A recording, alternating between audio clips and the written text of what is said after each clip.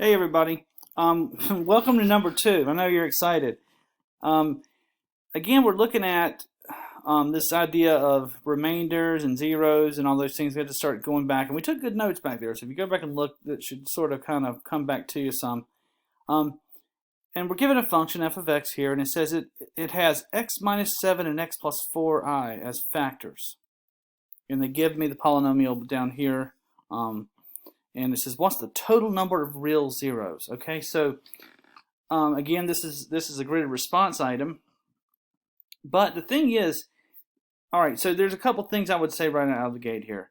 The fundamental theorem of algebra says this thing has at most 5 zeros. And that would include complex zeros and zeros with multiplicities greater than 1. Right, that's what the fundamental theorem says.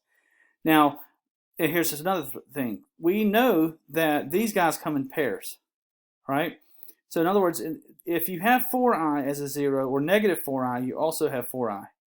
That's the complex conjugate theorem. So right away, I know 2 zeros are taken up by this. All right, and honestly, one way to look at this in this really pretty simple is you could graph it, and I use Desmos to graph this one. And there it is. I actually copied and pasted, had to fix the exponents, but took a look at the graph, and I see 3 real zeros.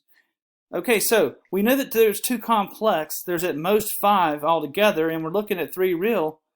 The answer is 3 real zeros. And I know there's probably other ways to see this, but there's no escaping the fact that we know there's 2 complex, and then we're looking at 3.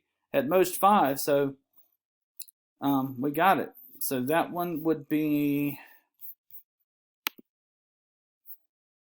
the total number of real zeros is 3. So that's a pretty simple one there. And I think we're going to do one more in this section, so I'll see you in the next video.